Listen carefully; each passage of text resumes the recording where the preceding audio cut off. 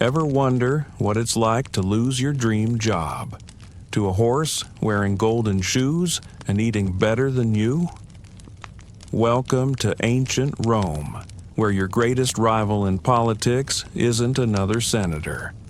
It's a four-legged stallion who poops where you file your tax reforms. Picture this. You walk into the Senate, toga freshly pressed, speech in hand, ready to debate laws, and there, at the head of the chamber, is Incitatus, Caligula's prized horse, sipping wine from a marble bowl, nodding along to your argument like he actually cares. This isn't just power gone mad. This is power that laughs in your face, then kicks you in the chest with diamond-studded hooves. So, before you complain about your lazy boss or your annoying co-workers, ask yourself, could you survive a government where your political rival eats hay for breakfast and still outranks you? Slam that subscribe button like you're slapping a resignation letter on Caligula's desk, and ring the bell like you're trying to wake the Senate from its centuries-long nap. This is Midnight Empire, the only place where bedtime stories come with insane emperors, humiliated senators, and a historically accurate hoof to the ego. Kill the lights. Wrap yourself in something Roman, because tonight we're diving into a world where human dignity got replaced by a nay. And hey, drop your city and local time in the comments. I need to know which poor soul I'm mentally firing from the Senate tonight. The story begins in the early 1st century AD, a time when Rome is the undisputed power of the Mediterranean world. You, on the other hand, are a weary citizen living under the reign of Gaius Julius Caesar Augustus Germanicus, better known by his childhood nickname, Caligula, a name that, centuries later, will echo through history as a synonym for madness. Imagine the imperial palace at night. Cool marble floors, silk-draped walls, and somewhere down those gilded halls an emperor sits on his throne, eyes glittering with a manic sort of amusement. He's not plotting new roads or peace treaties. No, tonight he's pondering something far more entertaining. What if I made my horse a senator? Would they dare oppose me then? But who exactly is this emperor? You picture Caligula, once a sweet-faced boy trotting alongside soldiers in miniature army boots, hence the nickname Caligula, meaning little boots.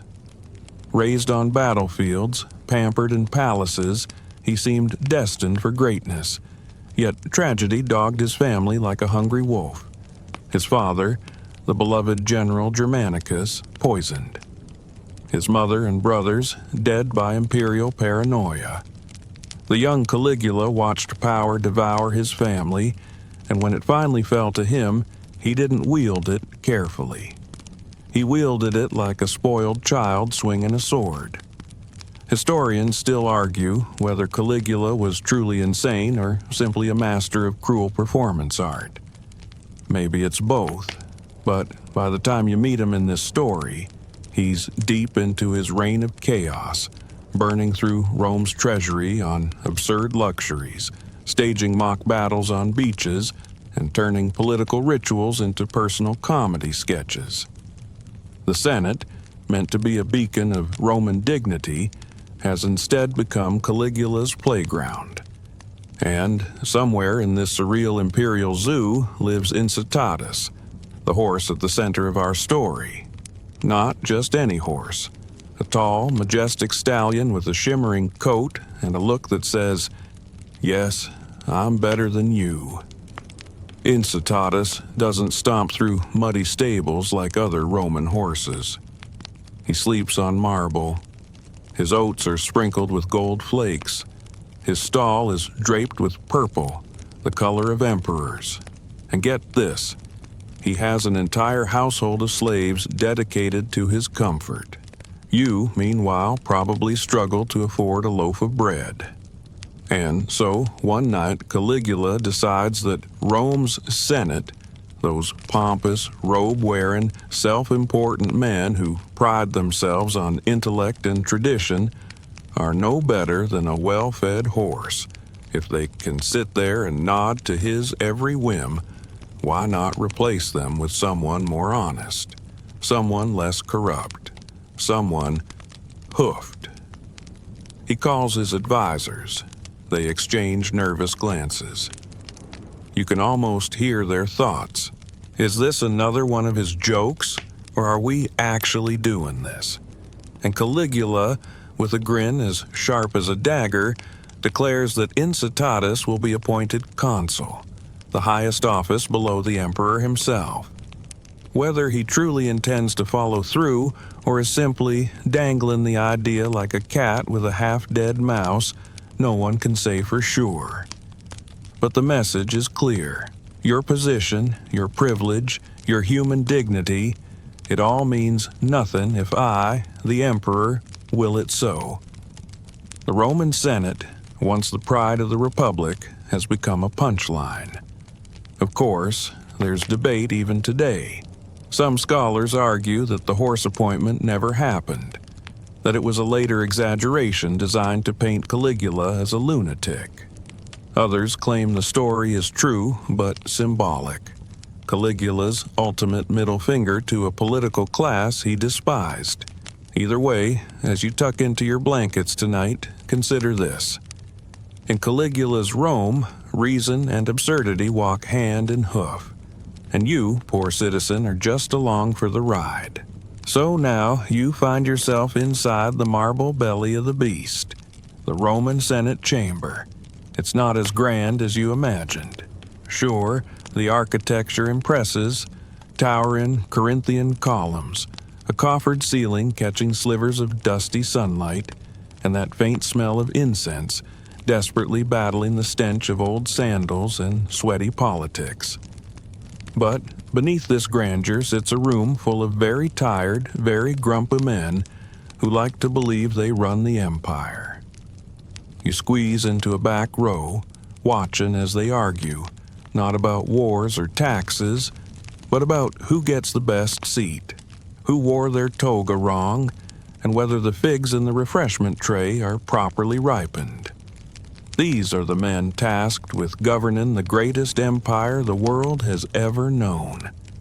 And right now, they can barely govern lunch.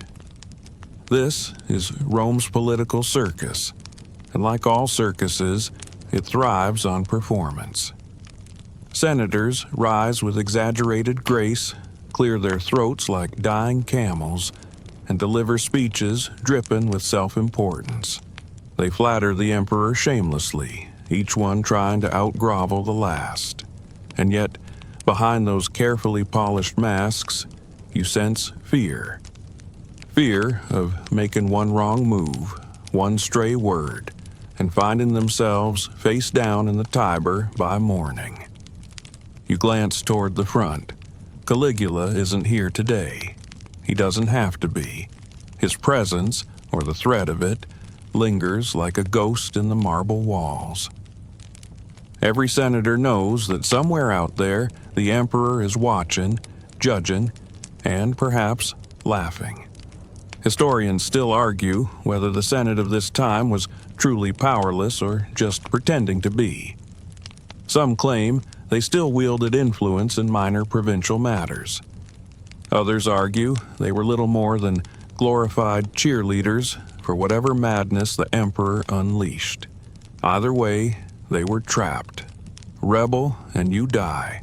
Obey and you're a laughingstock. And then word spreads.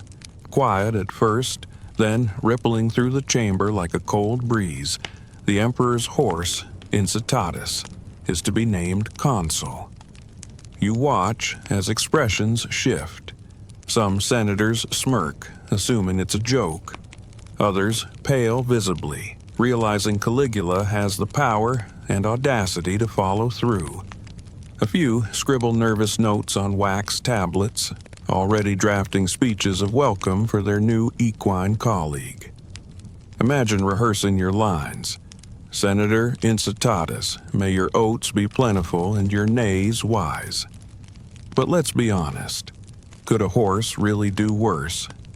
These men spend most of their time arguing semantics while Rome's borders smolder and its citizens starve. Maybe a horse, unburdened by ego or greed, could bring something fresh to the Senate floor. At least Incitatus wouldn't waste time on long-winded speeches. A simple nay could summarize most political debates anyway. And what about the logistics? Would they build a special platform for him? Would there be an official scribe to interpret hoof stamps? You picture a senator holding up a scroll and asking, 1 stomp for aye, 2 for nay. Suddenly, Roman politics makes more sense than it ever did. The Senate has seen strange things before. Julius Caesar crossing the Rubicon, Cicero's severed hands nailed to the speaker's platform, gladiators turned politicians. But a horse in the Senate? That's a first. Outside the chamber, the rumors spread like wildfire.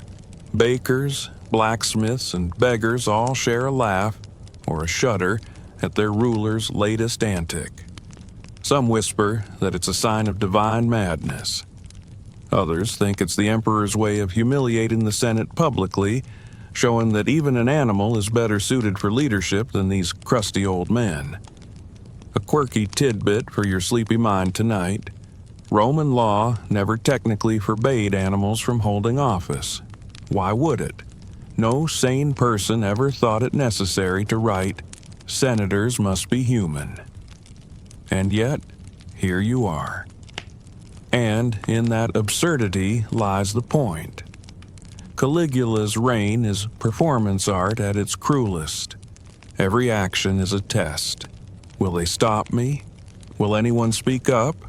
Or will they clap politely while I burn the Republic's dignity to the ground? And you, invisible observer, sitting quietly in the shadows of history, can only wonder, if you were a senator, what would you do? Would you laugh along, hoping to stay alive one more day?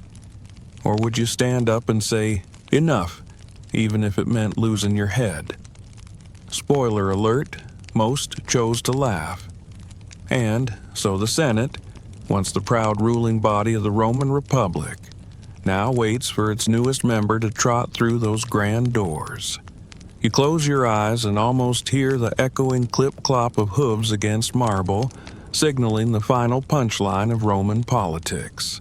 And there he stands. Or more accurately, there he neighs. Incitatus. Rome's most pampered, most politically powerful quadruped. You can almost feel the marble floor tremble softly beneath his polished hooves as he enters his private stable. No, not some hay-strewn shack on the edge of the city, but a lavish marble villa complete with ivory troughs, purple-draped bedding, and a team of slaves whose sole purpose is to ensure his comfort. Yes, you heard that right. Purple bedding, the color of emperors, kings, and now, apparently, horses. Incitatus isn't just a pet. He's a statement. His very existence mocks the Senate's arrogance and Rome's obsession with human superiority. Where you might have struggled to find enough denarii for a crust of bread, Incitatus dines on oats mixed with gold flakes and drinks the finest wine, probably a smoother vintage than most senators have ever tasted. But let's back up a little. Who exactly was Incitatus before his brush with political fame? He was Caligula's prized racehorse, known across the empire for his unmatched speed and sleek beauty. On race days, entire crowds cheered not for the charioteers, but for the flash of Incitatus's hooves as he thundered across the track. Caligula adored him. Some historians argue that the emperor believed Incitatus brought him divine favor. Others claim he was simply another object for Caligula's obsessive, possessive love. Historians still argue whether Incitatus was truly destined for consulship or if this was Caligula's long con to insult the Senate publicly. But even if the horse never officially took the oath, the very threat sent ripples of humiliation through Rome's power structure. And, oh, the perks this horse enjoyed. Legend says his stable was quieter than most temples, guarded during the night so Incitatus could sleep without interruption. Invitations were sent in his name for dinner parties, with high-ranking Romans expected to attend and toast their new four-legged peer. Can you imagine dining next to a horse, awkwardly making conversation while he chews on golden oats and snorts wine onto your toga? Quirky fact of the night: Romans were no strangers to animal worship. Egypt had its sacred crocodiles, Persia its royal falcons, and now Rome had its political horse. Incitatus wasn't alone in the ancient animal elite. Meanwhile, in the bustling streets of Rome, where stray dogs scavenge for scraps and citizens grumble over high grain prices, rumors swirl. Some people laugh, others seethe. A few start to wonder if this is a sign of the end times. One elderly matron reportedly clutches her pearls and mutters, "Next, he'll marry a goat." But for you, watching this unfold, there's an eerie beauty in the madness. Politics, after all, has always been part theater. And Caligula? He's just given the people what they unknowingly crave. A spectacle so absurd they can't look away. And there's something about Incitatus himself. Despite being the unwitting pawn in this power play, the horse radiates dignity. He doesn't scheme. He doesn't flatter. He just stands, eats, and occasionally kicks over a marble statue when startled by pigeons. Honestly, that's more integrity than most senators can claim. You imagine the day of the big ceremony, senators lining the marble stairs, clutching their scrolls and pride, forced to bow as Incitatus approaches in his jewel-studded harness. Trumpets blare, slaves scatter rose petals, and somewhere in the crowd a donkey snickers behind a wine barrel. It's worth asking, who's really the joke here? The horse, or the men who take him seriously? And yet, beneath all the absurdity, a dangerous question lingers. If the emperor can appoint a horse to Rome's highest office, what else can he do? Where is the limit? If there's no boundary between power and parity, then no citizen, no senator, no law is safe. Rome, once the model of order and reason, now teeters on the edge of surreal chaos. And you, lying in your cozy bed, eyes growing heavier with each word, might wonder, is this madness unique to Caligula's Rome? Or does every empire eventually put a horse, or worse, in charge? Sleep tight with that thought nibbling at the corners of your dreams. You wake or dream that the world is now Caligula's stage, and every street corner in Rome has become part of his living comedy show. Here, emperors aren't stoic guardians of the Republic. They're bored pranksters in silk robes, looking for their next laugh at someone else's expense. And today's joke? Oh, it's a good one. He's taken the most pompous institution in the empire and reduced it to the butt of a horse joke. You see, Caligula doesn't just rule Rome. He toys with it. He pokes at it like a lazy lion flicking a wounded gazelle. Power, to him, is less a duty and more a sandbox. One where the castles of tradition and decorum are kicked down with childish delight. Historians still argue whether his behavior was sheer madness or calculated insult. Some believe he was simply cracking under the pressure of ruling the most powerful empire on earth at the ripe age of 24. Others suggest he knew exactly what he was doing, weaponizing absurdity to expose the Senate's cowardice and hypocrisy. Maybe, in Caligula's warped mind, the joke wasn't just on the senators, it was on all of Rome. And what a joke it was. Caligula didn't stop at Incitatus. Oh no, this was just the latest in a long line of imperial stunts. There was the time he ordered his soldiers to collect seashells as spoils of war from Neptune. Or when he built floating palaces just because he could. Or when he demanded to be worshipped as a living god, placing his statue in the Temple of Jerusalem, a move that almost sparked a rebellion. But the horse was personal, because when you look at it, the Roman Senate was already a mess. They had long since lost the power they held during the Republic. Now they were a room full of yes-men, nodding along to imperial decrees they barely understood. Caligula saw this, and instead of reforming it, he ridiculed it. It's almost poetic in a dark way. Here's a body of men who pride themselves on intellect, law, and tradition, and Caligula shows them they're so irrelevant, even a horse can do their job. And, let's face it, Incitatus wasn't going to argue over tax codes or grain shortages. He'd stand there, majestic and silent, and probably be the most dignified creature in the room. Quirky tidbit for tonight's journey. Legend says Caligula planned to build Incitatus his own palace and even install him as the high priest of his household gods. Imagine priests lighting incense while a horse munches on flower garlands. And yet, as you wander the Roman streets, you hear more than laughter. There's unease in the air. The joke is wearing thin. Rome's people, used to strong, even cruel leaders, aren't quite sure what to make of a man who turns government into stand-up comedy. You pass merchants whispering nervously behind their stalls, soldiers exchanging side-eyes at the barracks. Even the street dogs seem to bark a little more anxiously these days, because everyone knows, when an emperor grows bored, people tend to disappear. But tonight, Caligula lounges in his palace, likely amused by the chaos he's unleashed. Perhaps he's sipping wine from an emerald goblet.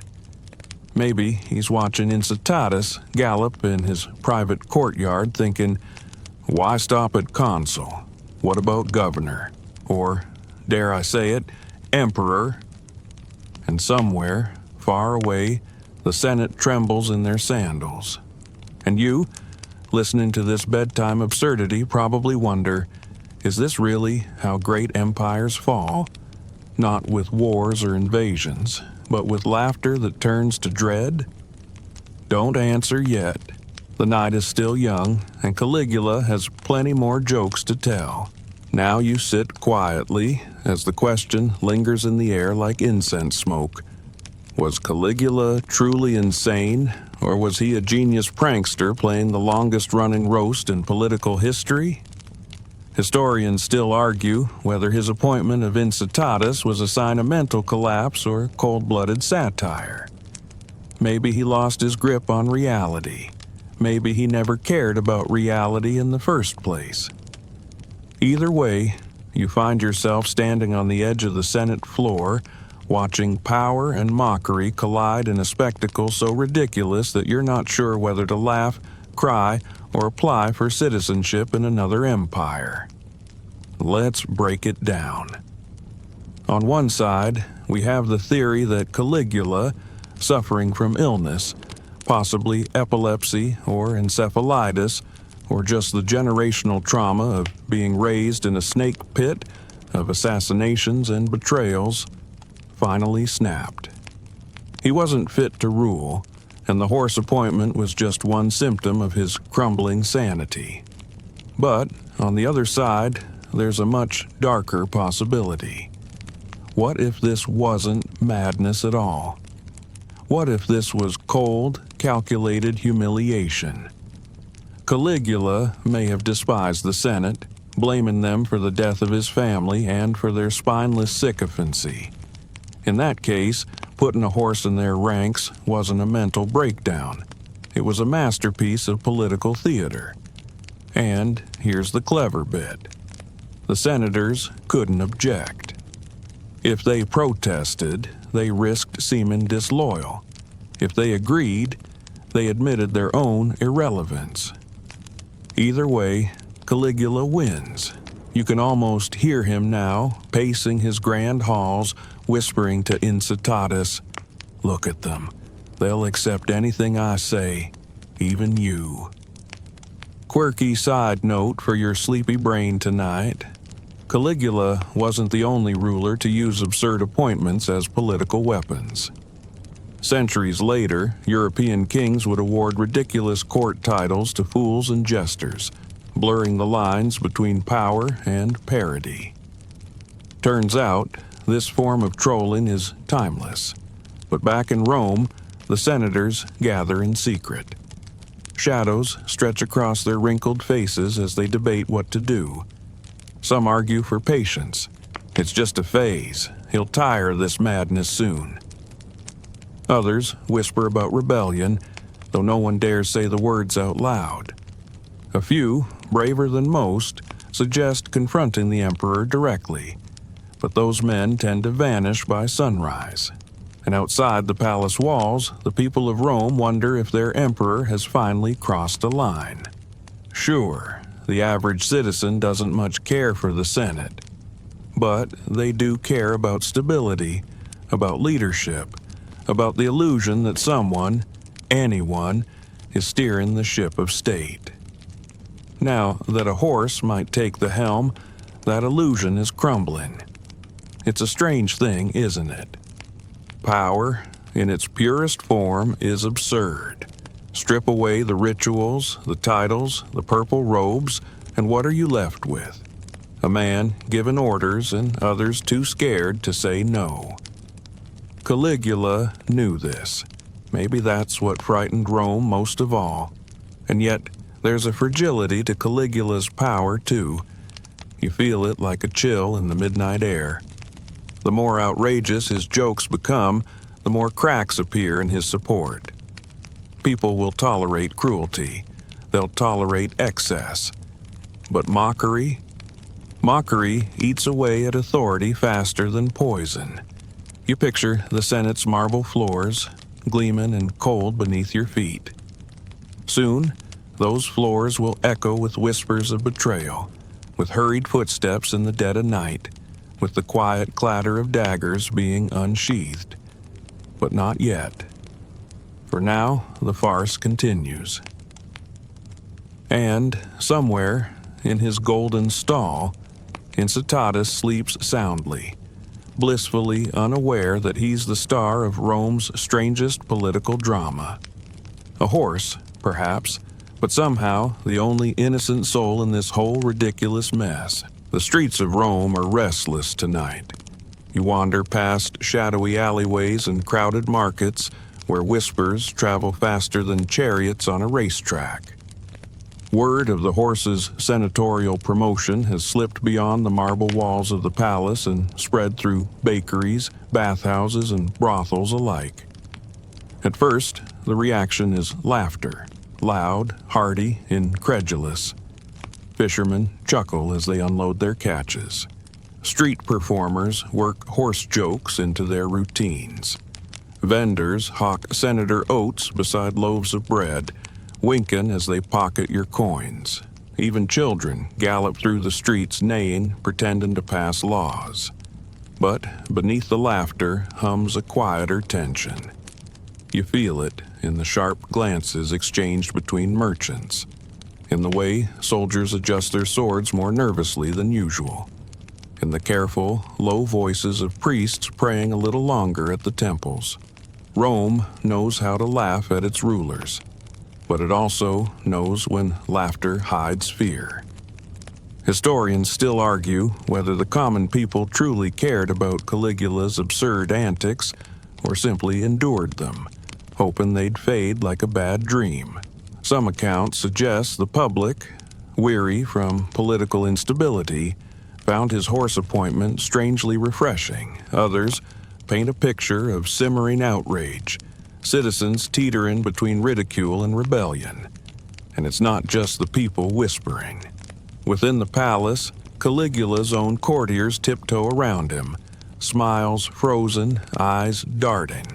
They clap at his jokes. They toast to Incitatus. But in the quiet moments, behind closed doors, they ask themselves how long this circus can go on before the tent collapses. Quirky tidbit for your nighttime musing. According to one source, Caligula once threw lavish parties where Incitatus was the guest of honor, attended by Rome's elite, who were required to converse politely with the horse as though he were an equal. Imagine sipping wine beside a creature who responds with a snort and the occasional hoof stomp, and realizing he's still got more grace than half the room. But tonight, as you meander through Rome's labyrinthine streets, the whispers turn darker. People speak of famine in the provinces, of rebellions simmering on distant borders, of soldiers unpaid and restless. And yet, here in the heart of the empire, your emperor plays with his horse. You pass a small tavern where an old philosopher drunkenly muses to anyone who will listen. Perhaps the horse is wiser than us all. He does not speak lies, he does not steal, he simply eats, runs, and sleeps. Tell me, what senator can claim such virtue? It's funny, until it isn't, because the Senate, humiliated and powerless, is running out of patience. Behind their marble facades, plots begin to take shape. Nothing concrete yet, just the faint outlines of something colder, sharper. A conspiracy in its infancy, crawling through the shadows of Rome. But for now, the city hums with nervous energy. Caligula continues his performance, unbothered by the unrest brewing beneath his feet. To him, the empire is a toy, and its people, well, they're the audience, or maybe the punchline. And Incitatus? He grazes peacefully in his marble stable, blissfully unaware that his very existence has shaken the foundations of Rome's political world. As you wander back through the streets, moonlight spilling across cracked stone roads, you can't help but wonder, how long can one man push the world before it pushes back?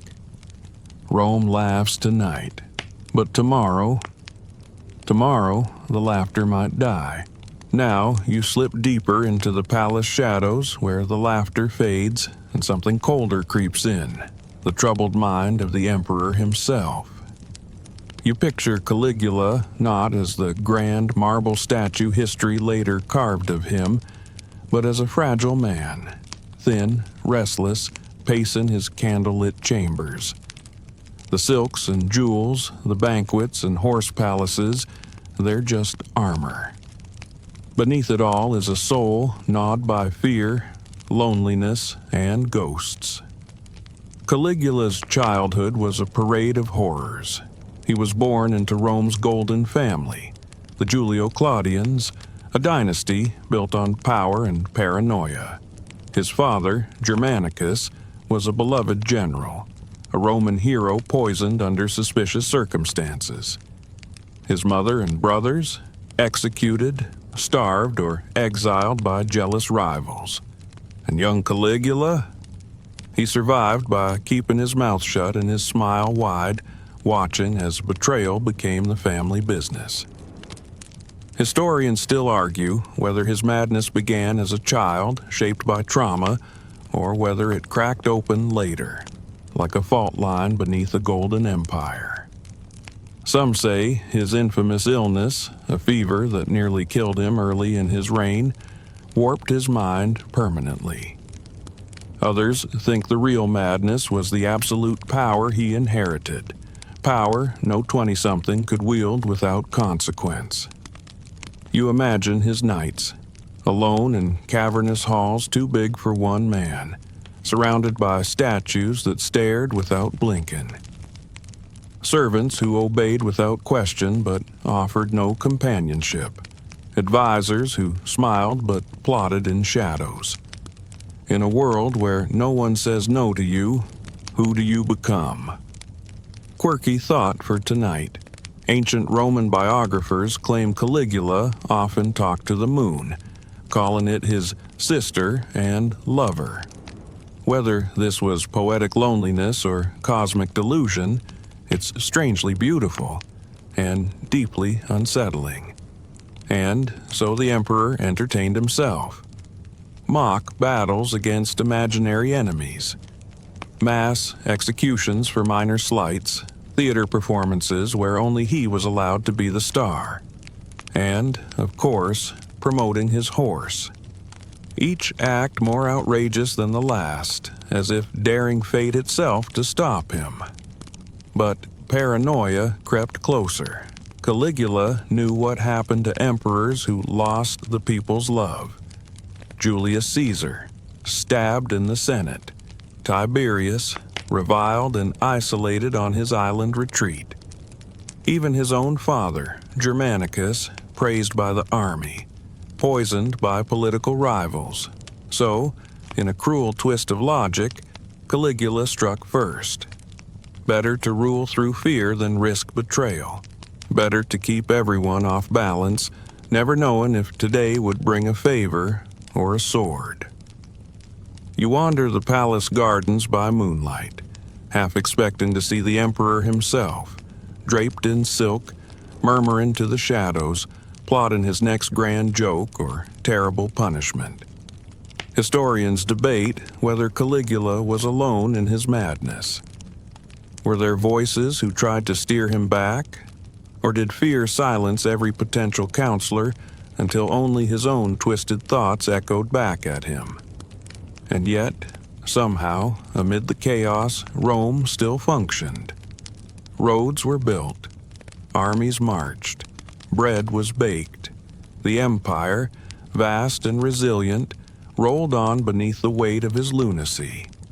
But cracks were forming, in the Senate's loyalty, in the Praetorian Guard's patience, even in the hearts of the common people.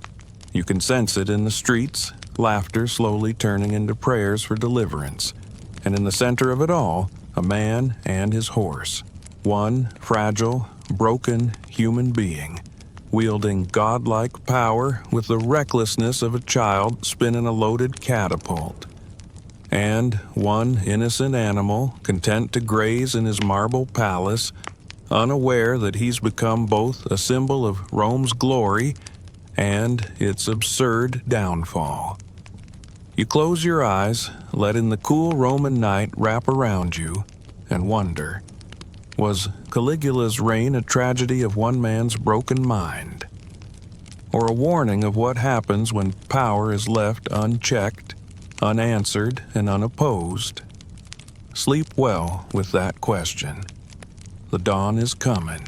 Now you drift through the streets of Rome where the true heartbeat of the empire lies. Not in the polished marble of the Senate, but in the daily lives of people who wake, toil, and pray beneath the towering shadows of power. And what you feel most of all is this strange mixture of awe and dread. Rome has always had a love-hate relationship with its rulers. You love them when they build you aqueducts, win you wars, and hand out bread at the games.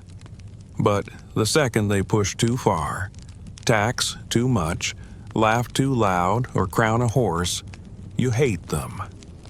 Quietly at first, then louder. Rome, after all, is an empire of contradictions. It worships its leaders as gods, then assassinates them like common thieves. Historians still argue whether the people feared Caligula more than they admired him. Some say they whispered prayers for his safety, even as they cursed his name under their breath. Others believe the admiration had long since burned out, leaving only dread beneath the marble arches. You stroll past a crowded bathhouse. Inside, voices clash like swords. Some citizens claim Caligula is merely testing Rome's resilience.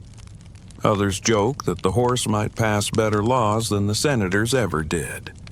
But beneath the laughter, a current of unease flows. People know too well what happens when power slips from the emperor's hands. The vacuum that follows is rarely peaceful. And yet, despite all this chaos, daily life continues. Bakers still knead dough. Gladiators still sharpen swords.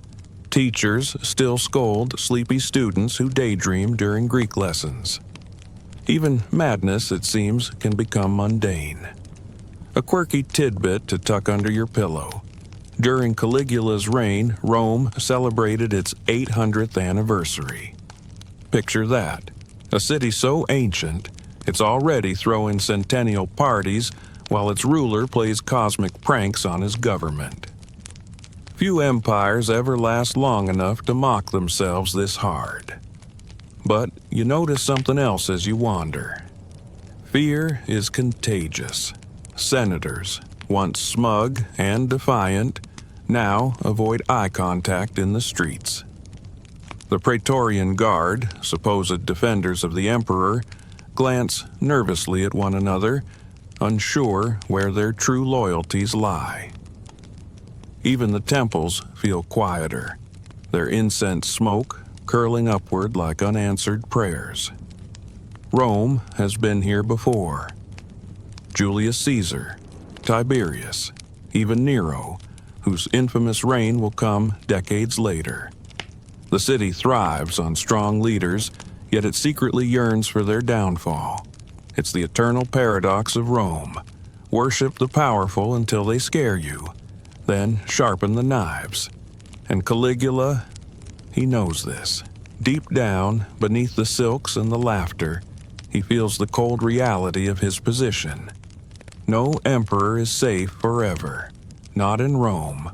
So what does he do? He doubles down. Instead of pulling back, he pushes further.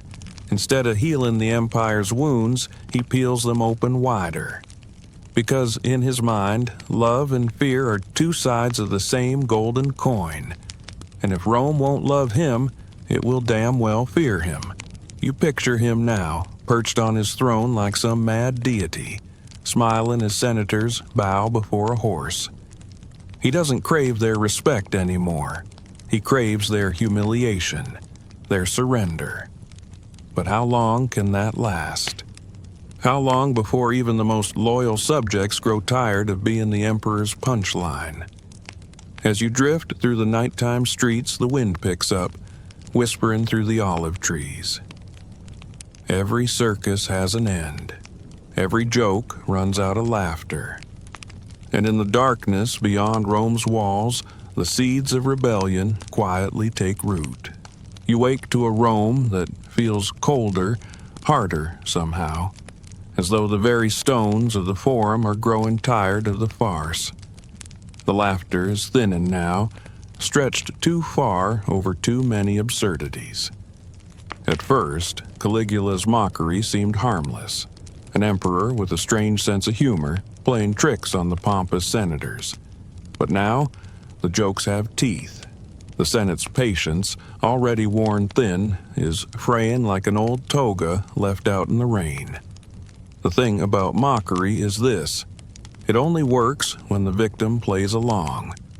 At some point, even the most spineless senator grows weary of being the butt of the joke. Historians still argue whether the appointment of Incitatus was Caligula's final prank or merely one act in a longer play of humiliation. Some suggest it was never meant to happen, that he dangled the idea before the Senate simply to watch them squirm. Others argue that he fully intended to follow through, daring anyone to stop him. And yet, no one stopped him, at first. But cracks are forming. You feel it as you walk through the marble halls where senators gather in whispering knots, glancing over their shoulders, words as sharp as daggers. The senators have been humiliated before, but this feels different. This feels like something that can't be laughed away. A quirky thought for your night's reflection. The Romans believed in the concept of gravitas, a sense of seriousness, dignity, and self-control. An ideal every Roman senator was supposed to embody. Now, picture a room full of these men, their gravitas shattered by the sound of a horse neighing in the Senate. They can't take it anymore. You wander past the Praetorian Guard barracks. These are the emperor's elite soldiers, the men who swore to protect him. But loyalty, like everything in Rome, is a transaction. And Caligula's coin purse is running low. He's spent his treasury on chariot races, marble stables, and ocean-spanning bridges built just for his own amusement. The guards haven't been paid properly in months. Their patience is thinning faster than the Senate's. And so, in darkened corridors and shadowy courtyards, whispers grow into plans. The limits of mockery have been reached. What began as comedy is curdling into conspiracy. You see the outlines of rebellion forming. Senators who once bowed their heads now plot to remove them, if it means saving the empire from further disgrace. Praetorians who once stood guard now wonder whether the next assassination might earn them a fat bonus. But Caligula doesn't care. Or maybe he does, and that's what makes it worse. He pushes further still, declaring himself a living god, demanding that statues of himself replace those of Jupiter and Mars, ordering absurd executions for imagined slights. His cruelty and his comedy spiral together, impossible to separate now. And all the while Incitatus grazes peacefully, blissfully unaware that his hoofprints have trampled what little dignity the Roman Senate had left. Rome is nearing its breaking point. You can almost feel it in the air, the sharp intake of breath before the plunge, the quiet before the storm breaks. And so the question lingers in your sleepy mind tonight. How long can one man humiliate an empire before the empire strikes back? The answer, as history will soon reveal, is not much longer. And now, you slip into the shadows where history turns deadly quiet. No more laughter, no more absurd announcements about horses in the Senate. Just cold marble corridors heavy with dread and whispers sharp enough to cut through the night. You find yourself standing in the heart of a conspiracy, where trust is gone and survival depends on who strikes first. Rome has seen assassinations before. Julius Caesar's murder still echoes through its streets, but this one feels less heroic, more desperate. Historians still argue whether Caligula knew what was coming. Some claim he was blindsided, too lost in his games to notice the daggers circling closer. Others believe he welcomed it, burned out by his own excesses and ready for the final tragic joke to play itself out. But on that fateful day, January 24th, 41 AD, the jokes end. You imagine it clearly. Caligula, striding through the palace corridors after a theatrical performance, still buzzing from the applause of terrified senators who dared not boo. His silk robes brush against cold stone. His guards follow, faces blank, hands twitching near their blades. And then, in the shadows of a private passageway, it happens. First, a blade flashes in the dark, then another and another. No grand speeches, no warnings, just cold steel in the end of an empire's cruelest comedian. The Praetorian Guard, the very men who once protected him, strike first.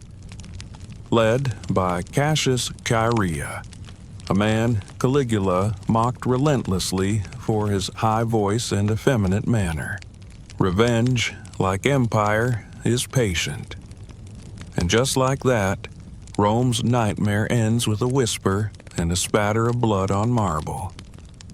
But what now? You follow the conspirators as they scatter, wiping their blades and their brows. They've removed the tyrant, but the chaos is far from over. Assassinating an emperor is one thing, replacing him is another. Outside, Rome buzzes with confusion. Some cheer, some panic. Others simply shrug and head back to their lunch stalls. In a city where rulers change faster than fashion trends, another fallen emperor barely makes the top headlines. Quirky tidbit for tonight. In the immediate aftermath, no one knew what to do with Incitatus. Did they quietly retire him to a peaceful villa in the countryside? Or did they leave him to graze beside the empty marble throne his master left behind? Historians, amusingly enough, never bothered to record the horse's retirement plan. But inside the Senate chamber, the real scramble begins. The senators seize the moment. At last, they think, we're free. They prepare to restore the Republic, dreaming of speeches and scrolls and endless debates without a madman above them. And then the Praetorian Guard, blood still fresh on their swords, deliver a reality check. The soldiers don't want a republic. They want another emperor. Someone they can control, someone who'll pay their wages. So they haul Caligula's bewildered uncle, Claudius, out from behind a curtain where he's been hiding, trembling, and thrust him onto the throne. Claudius, a scholarly, stammering figure most thought too weak to rule, suddenly becomes Rome's next emperor. And just like that, the wheel spins again. You walk away from the palace that night, the moon casting pale shadows over the forum. The tyrant is gone, but the system that created him, the fragile dance of power, fear, and ambition, remains untouched. The laughter has died, replaced by silence. But for how long? Because you know Rome. And Rome never stays quiet for long. Morning breaks over Rome's marble skyline, but the Senate Hall feels colder than ever. You step inside and feel it immediately. The awkward silence of men who have just survived a nightmare they didn't know how to end. Caligula is dead. But the echo of his laughter still fills the chamber, mocking them from beyond the grave. The senators gather in stiff rows, adjusting their togas and clearing their throats like schoolchildren caught misbehaving. You sense their discomfort. After all, these are the men who allowed the madness to fester, who bowed when they should have spoken out, who applauded when they should have rebelled. And now, in the pale light of dawn, they must explain how a horse nearly outranked them. Historians still argue whether the Senate ever truly regained its dignity after Caligula's reign. Some claim this was the moment the Senate realized its own impotence, that it was no longer the guiding force of Rome, but a theater troupe waiting for its next director. Others suggest the Senate briefly considered restoring the Republic before fear and pragmatism led them straight back to imperial rule. Today, they try to rewrite the story. They draft speeches about restoring order, preserving Roman virtue, and learning from past mistakes. But how do you spin a narrative where your nation's highest office was nearly filled by a grazing stallion? Quirky fact for your sleepy reflection, some senators, desperate to erase the shame, ordered Caligula's edicts and decrees burned, including, possibly, any official documentation of Incitatus's political career. But rumors, like ashes in the wind, are impossible to erase.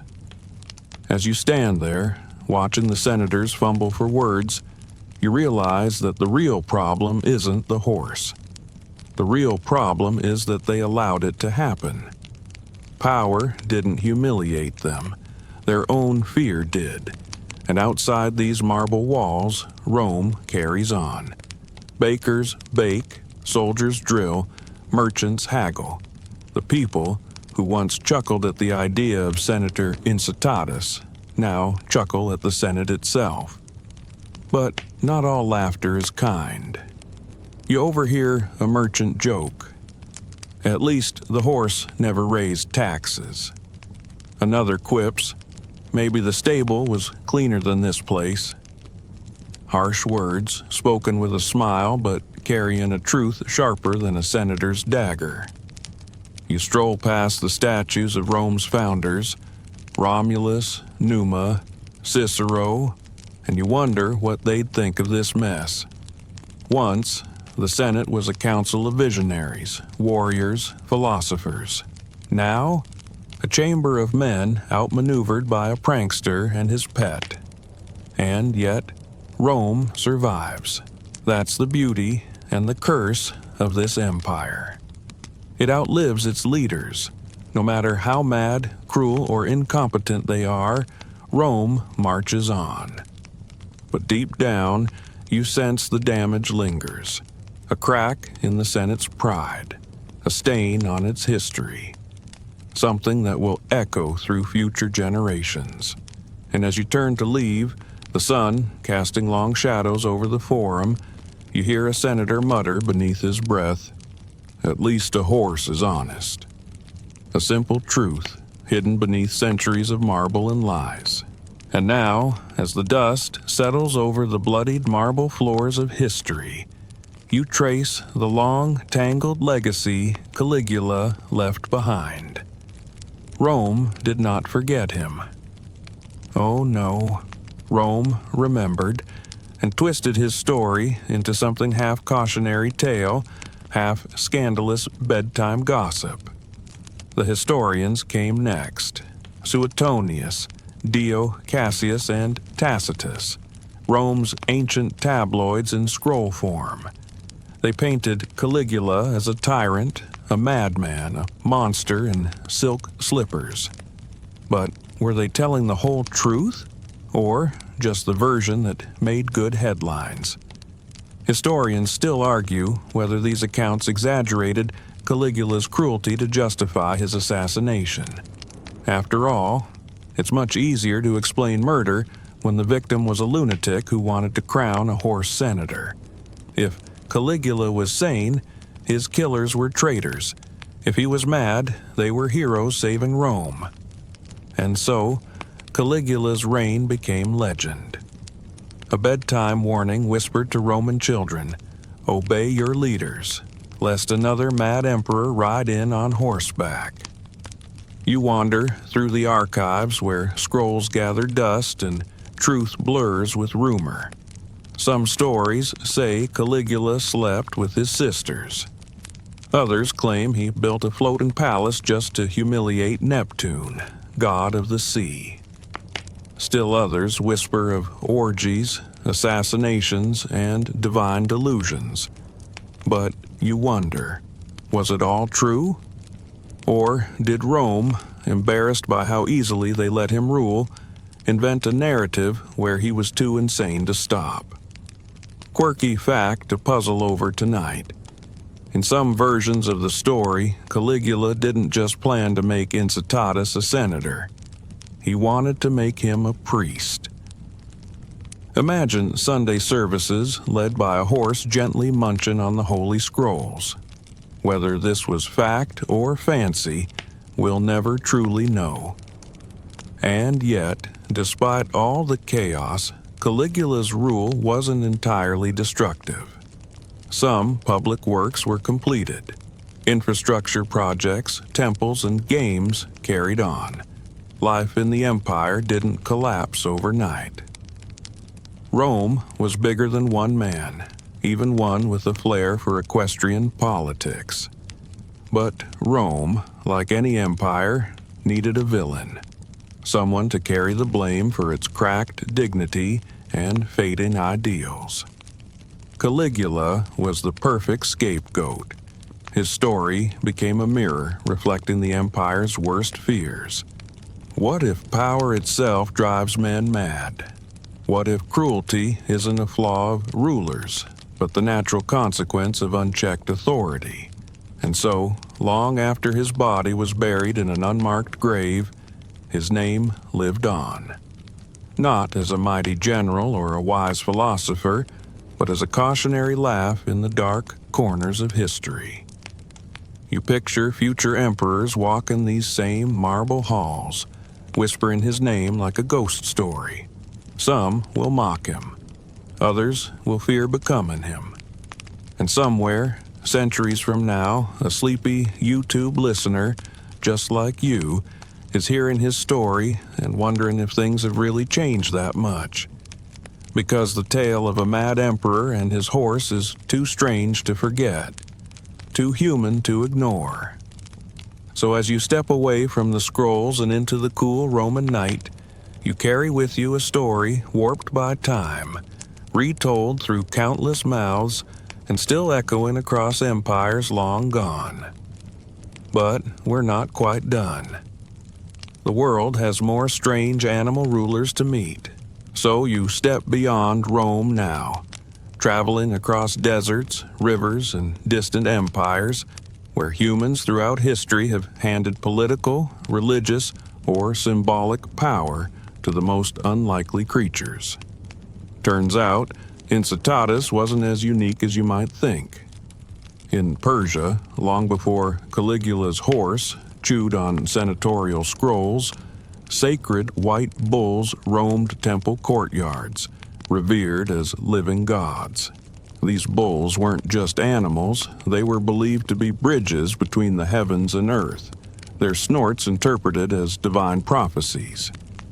You imagine a Persian priest standing solemnly beside a bull, waiting for it to sneeze before making a political decision. And then, of course, there are the Egyptians. You wander past the banks of the Nile where crocodiles, yes, crocodiles, basked lazily in the sun while priests adorned them with jewels and prayed for their guidance. In the temple of Sobek, sacred crocodiles wore golden collars and dined better than most farmers. Imagine presenting your annual tax scroll to a reptile who barely bothers to blink. Quirky, historical tidbit to rest your head on tonight. In the ancient kingdom of Cyrene, Libya, there are stories of sacred cats influencing political rituals. One legend claims a local council canceled a war meeting because the town's revered feline refused to leave its cushion. True? Probably not. Delightful? Absolutely. Historians still argue whether these animals were truly seen as leaders or simply symbols of divine favor. Some scholars suggest people projected their own hopes and fears onto these creatures, letting them speak what humans secretly wished for. Others argue these animal figureheads were tools of the elite, designed to awe and control the masses. Either way, it seems absurdity wasn't confined to Rome. But as you walk further through history's zoo of strange rulers, something becomes clear. Humanity has always used animals as mirrors, sometimes to reflect divine wisdom, sometimes to mock human arrogance, and sometimes, like Caligula, to remind us how foolish our leaders can be. But you pause a moment on Incitatus because, unlike the crocodiles and bulls, he wasn't worshipped as a god. He wasn't feared or venerated. He was just a horse. A horse that Caligula, in his chaotic brilliance or lunacy, elevated above some of the most powerful men in the empire. And in doing so, Caligula proved something chilling. It wasn't about the horse at all. It was about the men who accepted it. Because here's the quiet truth drifting through your sleepy thoughts tonight. When systems of power crumble, it's not always with violence or rebellion. Sometimes it happens with a joke. A ridiculous, outrageous joke that no one dares to laugh at too loudly. And so you stroll past those ancient animal politicians wondering, Did people laugh then too? Did a farmer in Egypt chuckle when the sacred crocodile stole a priest's sandal? Did a Persian merchant roll his eyes when the sacred bull refused to eat during a royal feast? Probably. And yet they still bowed, just as Rome bowed to Incitatus. Because sometimes the real power isn't in the animal on the throne. It's in the silence of those who let it stay there. Now, close your eyes and picture it. Not history as it happened, but history as it almost was. Imagine a world where Caligula's absurd whim became reality, and the noble Incitatus didn't just graze in marble stables. He ruled. The Senate chamber glows with torchlight as Incitatus, decked in purple robes and a laurel crown perched awkwardly between his twitching ears, takes his seat. The senators file in, faces pale but obedient, scrolls clutched in trembling hands. A slave carefully adjusts the horse's golden feed bucket beside the speaker's podium. Your first instinct is to laugh, but then the questions creep in. What if, by some strange cosmic joke, things actually improved? What if Incitatus, free from human greed, corruption, and endless self-importance, made Rome a little more peaceful? Historians still argue whether Rome's government could have gotten any worse during this period. Some say the system was already broken beyond repair. Corrupt senators, greedy governors, endless wars. Others argue there were still competent minds working in the shadows, just waiting for a chance to fix things. But would any of them have dared to oppose a horse? You imagine the practicalities. Laws passed by hoof stomps, treaties signed with a nose print, debates ending in nays of approval or disapproval, depending on the mood of the day. The Senate floor, once echoing with long-winded speeches, now falls silent as officials wait for Incitatus to decide whether to nap or legislate. And yet, there's something poetic here. Incitatus wouldn't lie. He wouldn't embezzle. He wouldn't scheme behind marble columns. His leadership would be simple: eat, sleep, and run when startled by thunder. Honestly, that's more stability than Rome had seen in years. Quirky image for tonight. Imagine the Roman military awaiting marching orders, only to receive a delivery of hay instead. Morale improves instantly. But beyond the comedy, there's a darker reflection.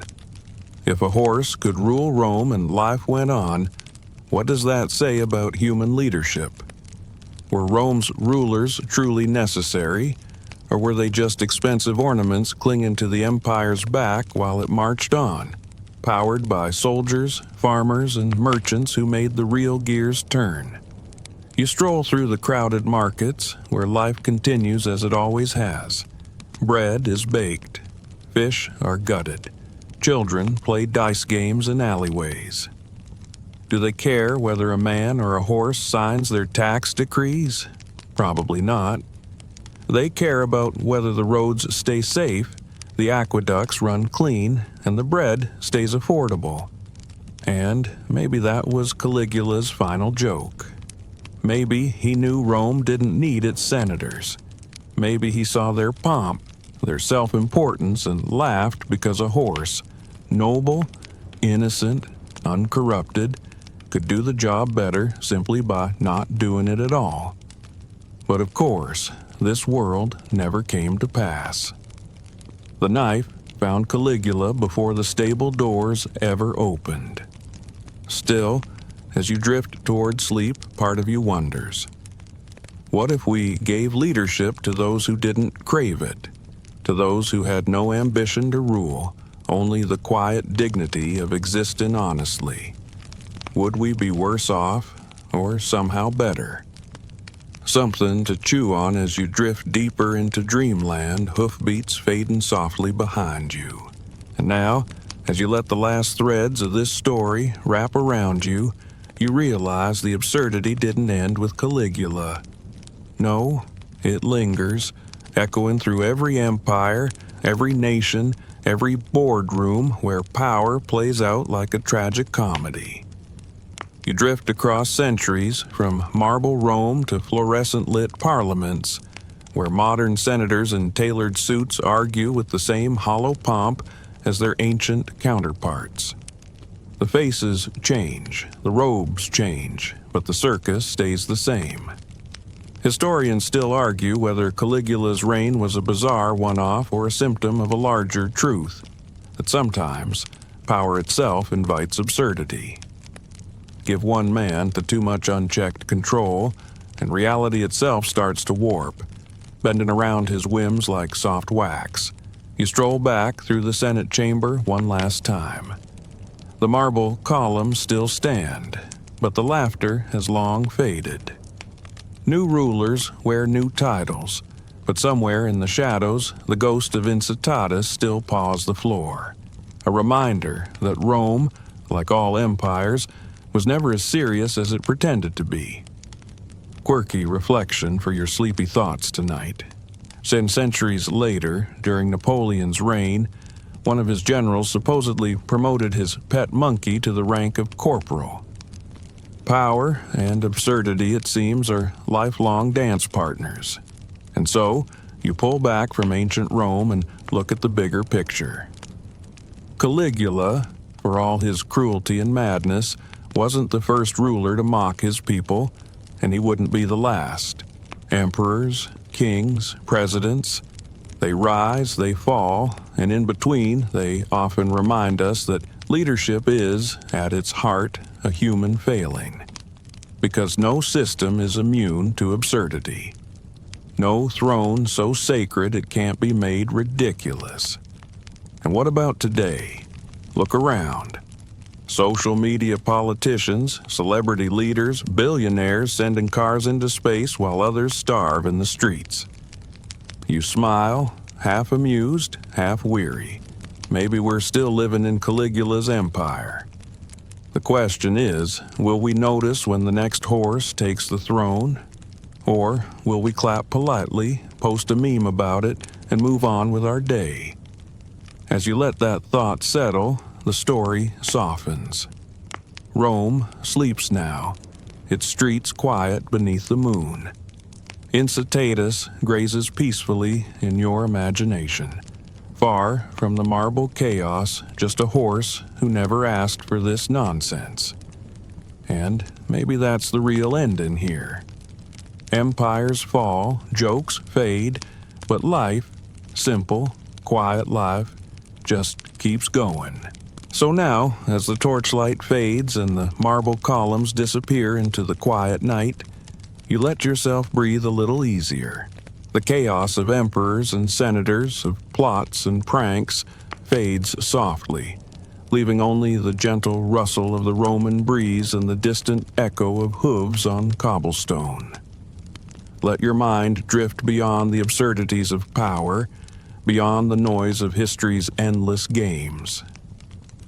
Feel the stillness now, calm, steady, unshaken by the laughter and rage of men long gone. Rome, for all its glory and madness, is quiet now, just ruins beneath the stars. You find yourself walking along a peaceful Roman road, the stones warm beneath your feet, the night air soft against your skin. There are no senators arguing here, no emperors shouting, just the quiet hum of crickets, the distant lapping of water against the Tiber's banks, and the comforting silence of a world at rest. And maybe that's what lasts. Not the madness, not the cruelty, but these small, quiet moments of peace. So as you lie there, eyes gently closing, let the weight of history slip away. No emperors here, no marble halls, just you, the night, and the soft rhythm of your own breath. Sleep deeply now. You've traveled far tonight, and the emperors of the world can wait until morning. Sweet dreams.